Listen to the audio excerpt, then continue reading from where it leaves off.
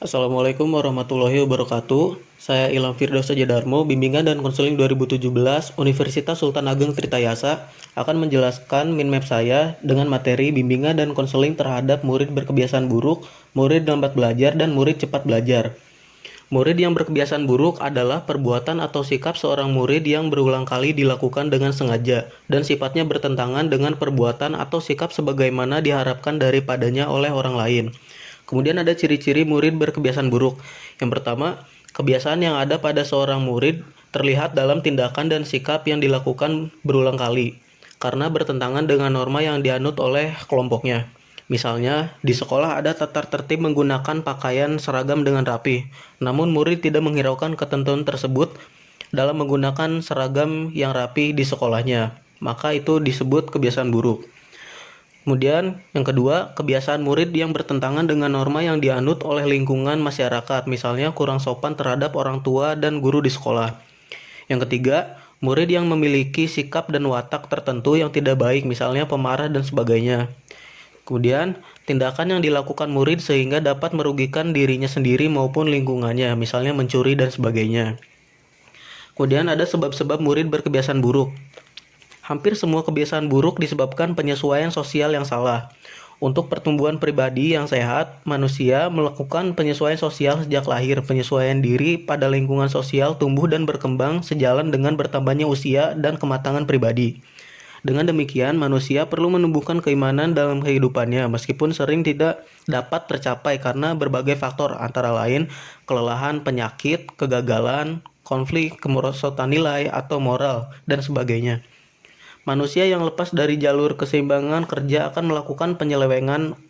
Orang yang menyeleweng dari pola hidup akan mengalami konflik dalam hidupnya sehingga dapat menimbulkan perasaan tegang dan bersalah. Kemudian ada langkah bimbingan yang harus ditempuh. Yang pertama, usaha pencegahan. Usaha pencegahan yang dilakukan adalah penciptaan kondisi sekolah lebih sehat yang menunjang bagi perkembangan sosial dan kesehatan mental anak. Misalnya, penciptaan lingkungan sekolah yang memungkinkan adanya pergaulan yang sehat dan tanpa pengelompokan murid yang kaya dengan yang miskin. Yang kedua, usaha referral. Melakukan penyerahan atau referral pada kasus yang memerlukan bimbingan dari tenaga ahli yang berwenang. Murid kebiasaan buruk yang asosial sehingga berbahaya bagi orang lain perlu mendapat bantuan dari seorang penasehat sosial untuk kasus kebiasaan buruk yang belum pernah, maka konselor bersama guru akan dapat mengatasinya. Tetapi apabila kasus itu sudah parah, hendaknya guru menyerahkan kasus referral ini kepada konselor atau kepada lembaga yang berwenang menangani kasus tersebut. Kemudian ada usaha konseling kelompok. Dalam konseling kelompok berlangsung, kelompok ini di mana terjadi interaksi antara konselor dan konselor lainnya. Namun tujuan utama bukan mengembangkan kesatuan kelompok, melainkan membantu masing-masing anggota kelompok itu untuk menemukan penyelesaian terhadap masalah yang memberatkan dirinya. Kemudian ada penyelenggaraan konseling pribadi. Konseling merupakan layanan yang teratur, terarah, dan terkontrol, serta tidak diselenggarakan secara acak maupun seadanya. Sasaran, tujuan, kondisi, dan metodologi penyelenggaraan layanan telah digariskan dengan jelas. Layanan ini merupakan usaha yang disengaja. Tujuan layanan ini tidak boleh lain daripada untuk kepentingan dan kebahagiaan konseling. Kemudian ada bimbingan dan konseling terhadap murid yang lambat belajar. Murid yang lambat belajar adalah sekelompok murid di sekolah yang perkembangan belajarnya lebih lambat dibandingkan dengan perkembangan rata-rata teman seusianya. Pada umumnya, mereka ini mempunyai kemampuan kecerdasan di bawah rata-rata. Adapun ciri-ciri lambat belajar diidentifikasikan sebagai berikut. Kemampuan kecerdasan rendah atau di bawah rata-rata. Perhatian dan konsentrasinya terbatas. Terbatas kemampuan untuk menilai bahan-bahan pelajaran yang relevan. Terbatasnya kemampuan untuk mengarahkan diri. Sering mengalami kegagalan dalam mengenal kembali hal-hal yang telah dipelajari dalam bahan dan situasi baru. Waktu untuk mempelajari dan menerangkan pelajaran cukup lama, akan tetapi tidak dapat bertahan lama dalam ingatannya. Cepat sekali melupakan apa yang telah dipelajari. Kurang mempunyai inisiatif, kurang mempunyai daya cipta atau kreativitas. Tidak mempunyai kesanggupan untuk menguraikan, menganalisis, atau memecahkan suatu persoalan atau berpikir kritis. Kemudian ada pemahaman latar belakang tingkah laku lambat belajar. Dalam memahami latar belakang tingkah laku murid yang lambat belajar dapat dilakukan dengan Pertama, mempelajari catatan pribadinya. Langkah pertama yang harus dilakukan oleh guru atau konselor dalam menghadapi kasus murid dalam lambat belajar adalah memahami apa yang menjadi latar belakang gejala-gejala tingkah laku tersebut dalam melaksanakan program bimbingan dan konseling di sekolah. Maka guru atau konselor mengumpulkan data yang diharapkan secara lengkap dan tersimpan dalam catatan pribadi murid atau bentuk-bentuk catatan lainnya. Kemudian yang kedua, pengumpulan data baru. Dengan data yang diperoleh dari catatan pribadi, kemungkinan sudah dapat data yang memadai tentang latar belakangnya tingkah laku lambat belajar seorang murid. Apabila data yang diperoleh data catatan pribadi belum memadai, maka masih perlu disusun kemungkinan masalah sementara untuk kemudian diadakannya pengumpulan data yang baru yang dikerjakan pada saat konselor menghadapi kasus seseorang. Pengumpulan data baru dapat dipusatkan pada hal berikut ini. Untuk mencek kemampuan kecerdasan murid yang pertama. Kedua, untuk mendapatkan data lebih lengkap tentang keadaan keluarga serta pelayanan keluarga terhadap murid. Kemudian, untuk mendapat data lebih lanjut tentang hubungan sosial murid dengan teman-temannya. Kemudian, menyimpulkan masalah. Pemecahan masalah hendaknya dalam bentuk alternatif dan disusun dalam satu ranking sehingga segera dapat dilihat urutan kemungkinan terkuat sampai pada kemungkinan terlemahnya. Penyusunan berbagai kemungkinan ini memungkinkan konselor meninjau masalah itu secara luas yang dapat disesuaikan dengan kemampuan serta alat-alat yang ada. Dan ada bantuan terhadap murid yang lambat belajar. Nah, secara umum kemungkinan bantuan yang dapat diberikan kepada murid yang lambat belajar diantara lain pemberian informasi secara lisan yang pertama, kedua bantuan penempatan, kemudian pertemuan dengan orang tua, kemudian ada sosiodrama dan konseling individual.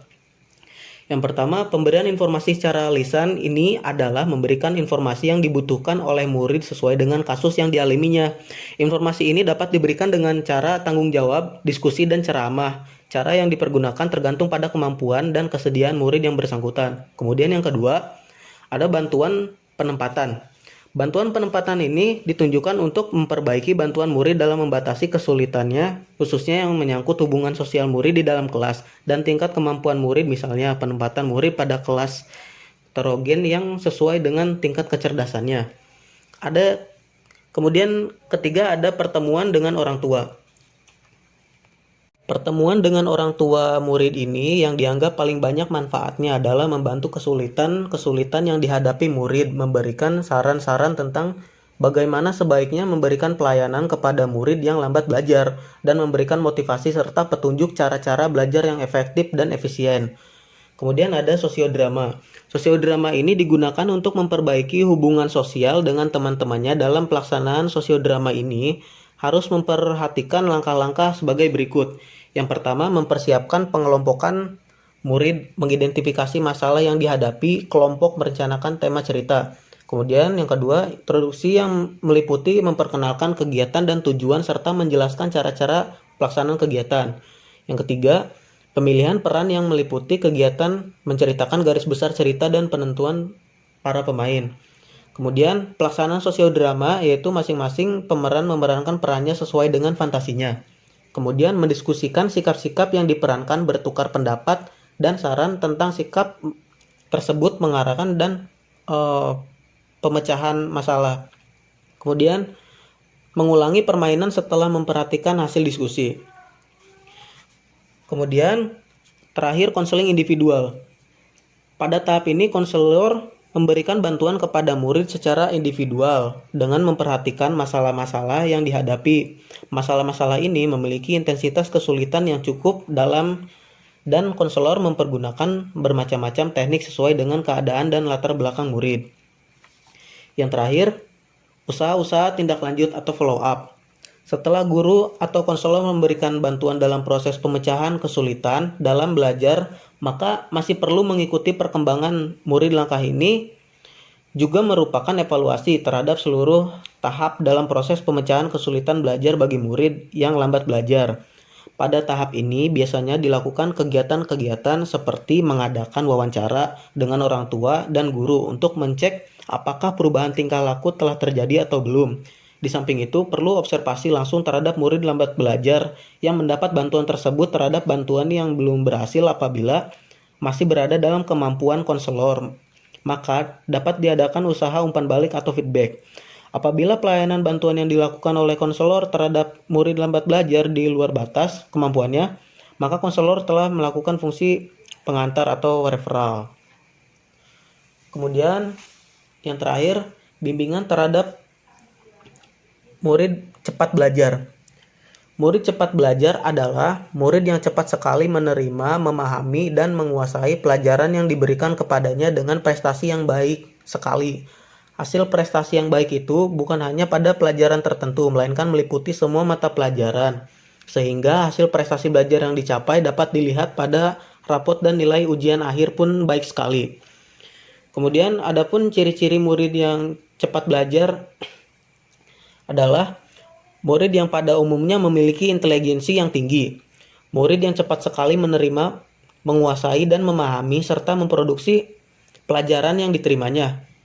Kemudian, murid yang ranking hasil rata-rata prestasi akademisnya itu tinggi. Kemudian, murid yang sikap kerajinan, kebersihan, dan kesehatannya itu baik. Kemudian ada sebab-sebab timbulnya masalah murid cepat belajar. Murid yang cepat belajar seolah-olah tidak mungkin menghadapi hambatan dalam hidupnya, dan sering guru memiliki pandangan yang salah terhadap murid cepat belajar, dalam arti sering diabaikan dan dianggap sudah dapat memecahkan masalah yang dihadapinya. Padahal dalam kenyataannya, murid cepat belajar sering menghadapi hambatan-hambatan yang sulit dipecahkan sendiri tanpa bantuan orang lain.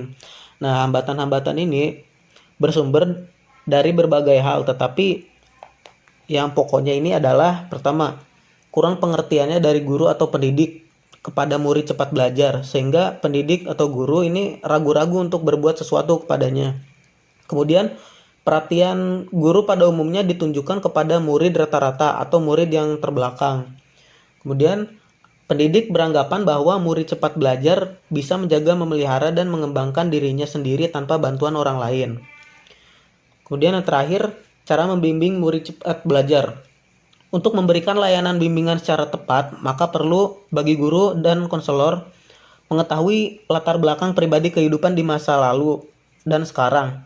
Ada harapannya pada masa yang akan datang untuk mendapatkan data representatif, seorang guru atau konselor harus menggunakan metode dan teknik yang tepat, baik melalui teknik testing maupun non-testing. Untuk mengatasi masalah yang dihadapi murid cepat belajar, maka guru atau konselor harus mengadakan usaha-usaha penyaluran, pengadaptasian, dan penyesuaian. Kurang lebihnya segitu. Kurang lebihnya mohon maaf. Assalamualaikum warahmatullahi wabarakatuh.